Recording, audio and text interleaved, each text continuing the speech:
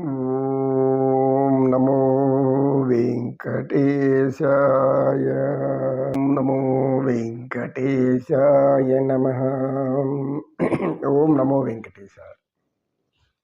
ముద్దుగా యేసోద ముంగిటి ముత్యము వీడు,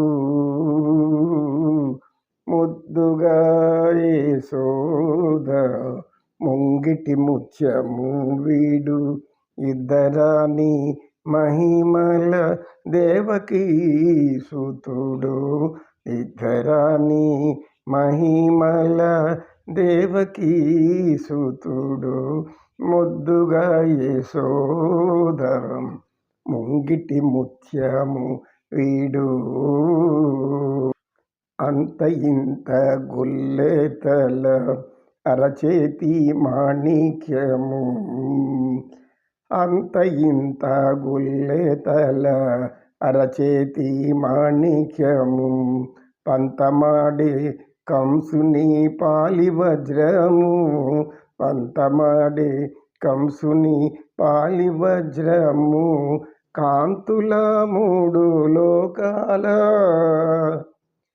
కాంతుల మూడు లోకాల గరుడ పచ్చ పూస, ఎంతల మాలోనున్న చిన్ని కృష్ణుడు, ఇంతల మాలోనున్న చిన్ని కృష్ణుడు, ముద్దుగా యేసోద ముంగిటి ముత్యము వీడు, నిద్దరాని మహిమల దేవకీ సుతుడు, ముద్దుగా యేసోద ముంగిటి ముత్యం వీడు. పూర్తి అనుభవం మీకు ఇవ్వకుండా పోయినాము అని బాధపడతారు బలరామకృష్ణులు చెప్తారు. కానీ మీరు ఇప్పుడు చూపెట్టినటువంటి వాత్సల్యంలో అది మంచిది కాదు అని వారికి ఆత్మజ్ఞానం ఇస్తాడు. ఆయన ఆత్మజ్ఞానాన్ని వాళ్ళలో ప్రవేశపెడతాడు, ఆత్మ మాయను వాళ్ళలో ప్రవేశపెడతాడు. అప్పుడు ఏమవుతుంది వాళ్ళకి? అప్పుడు పుత్రవాత్సల్యం కలుగుతుంది. అంతకుముందు వీళ్ళిద్దరిని పరమాత్ములు అనుకున్నటువంటి ఆ యొక్క దేవకి వసుదేవులు శ్రీమన్నారాయణుడు అనుకునేటువంటి భయంతో, బాధ, ఆ యొక్క అనుమానంతో, ఎందుకు పరమాత్ముని మనం కపాదాల మన కాళ్ళ మీద పడ్డవేంటి, మనం మనుషులు అని ఆయన అంటాడు కృష్ణుడు.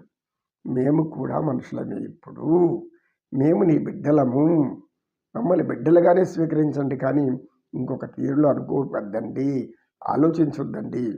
మీ ఆలోచనలంతా కూడా మీ కడుపులో నుంచి పుట్టిన బిడ్డలని ఏ విధంగా చూసుకోవాలో, ఏ విధంగా ప్రేమిస్తారు, ఏ విధంగా వాళ్ళు ఆశీర్వదిస్తారు, ఇవన్నీ చేయాలి మీరు అని సాష్టాంగ పడి నమస్కారం చేసినప్పుడు వాళ్ళు ఆశీర్వదిస్తారు.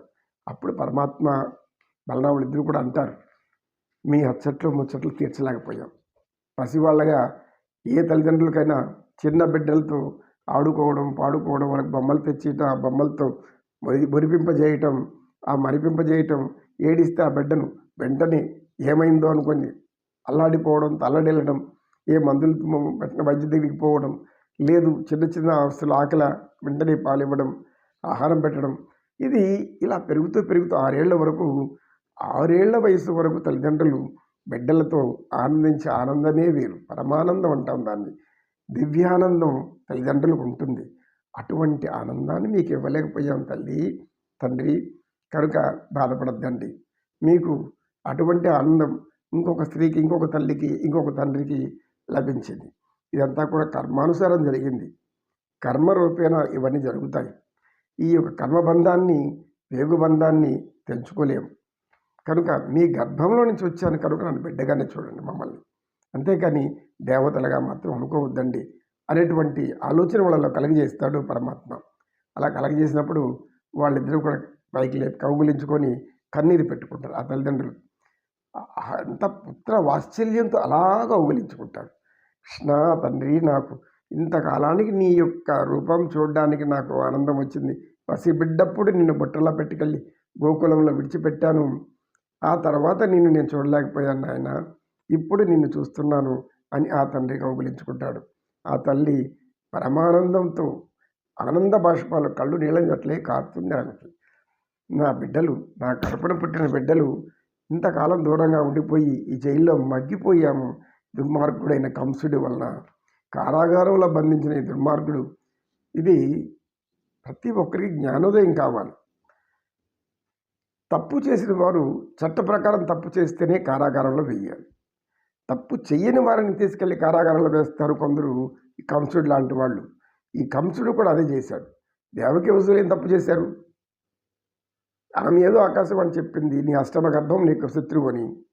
వాళ్ళని మామూలుగా వదిలిపెట్టి మళ్ళీ ఈ విధంగా లోపల పెట్టి వాళ్ళని నానా హింసలు పెట్టి సరైన ఆహారం లేకుండా చేయడం తప్పు కదా. వాళ్ళ సుఖాలు నాశనం చేయడం తప్పు కదా.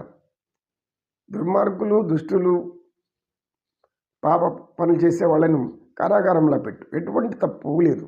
ఆ చట్టం చెప్పేది అదే. చట్టం ఏం చేయమంటుంది? తప్పు చేసిన వాడికి శిక్ష విధించు, శిక్షాస్మృతి అనుసరించు. తప్పు చేయని వాళ్ళ మీద దేశాల్లో, అనేక దేశాల్లో మనం చూస్తుంటాం. ఎవరైనా కాని వాళ్ళు ఉంటే, మనకు వ్యతిరేకులు ఉంటే, లేని యొక్క పొరపాట్లన్నీ వాళ్ళ మీద చెప్పి చెప్పి చెప్పి దాని మీద ఏదో రాసి దాన్ని తీసుకెళ్ళి కారాగారం వేసి హింసించడం అనేది ఇంతకు మించిన పాపం, ఇంతకు మించిన ద్రోహం వేరేది ఉండదు.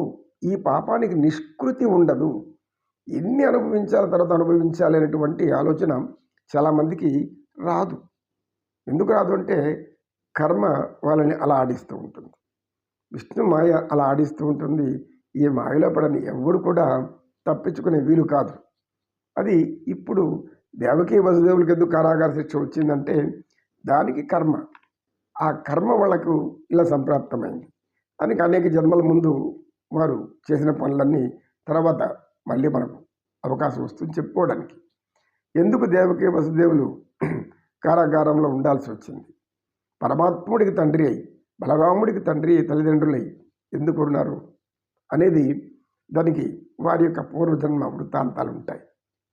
కానీ ఇప్పుడు అవన్నీ గుర్తు చేసుకొని వాళ్ళ బాధ పెట్టలేరు కదా. కనుక ఏ జన్మ కర్మ మిమ్మల్ని ఇలా కలుసుకోవాల్సి వచ్చింది.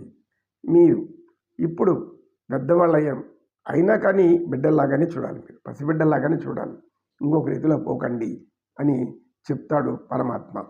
శ్రీకృష్ణుడు, బలరాముడు ఇద్దరు కూడా ఆ వసుదేవునికి దేవకికి పరమానందం, దివ్యానందం. ఎందుకు? ఎవరు కూడా కౌగలించుకోవడానికి శ్రీదేవి తప్ప, ఒక లక్ష్మీదేవి తప్ప నారాయణని కౌగులించుకునేది అదృష్టం ఇంకెవ్వరికి లేదు.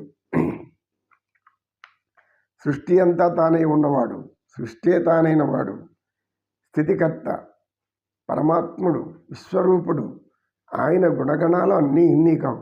అటువంటి వాణి దర్శనమే మహా ఆనందకరం. ఇక ఆ దర్శనంతో పాటు ఏమైంది ఇక్కడ? ఆ యొక్క శరీరంలో ఉన్న పరమాత్మని కౌగులించుకోవడం అంటే అది ఎంత మహద్భాగ్యము, ఎన్ని జన్మల పుణ్యము అనేటువంటిది ఇక్కడ శ్రీకృష్ణుడికి తల్లిదండ్రులకు అర్థమవుతుంది. శ్రీకృష్ణుడికి ఆత్మబోధ బోధించాడు. ఆత్మబోధ బోధించాడు. ఏమిటారు ఆత్మ? మీరు, నేను వేరు కాదు, మీలో ఉన్నది కూడా నేనే, కనుక నన్ను వేరేగా చూడొద్దండి.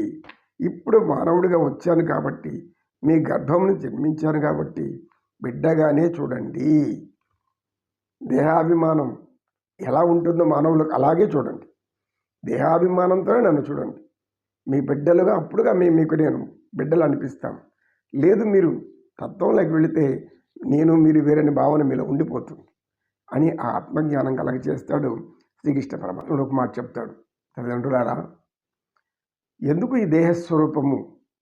దేహం ధరించిన వారు ఎంతో పుణ్యాత్ములు అని అనుకోవాలి.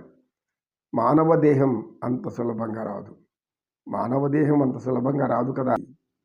నమో కృష్ణ, నమో కృష్ణ, కృష్ణం వందే జగద్గురుం.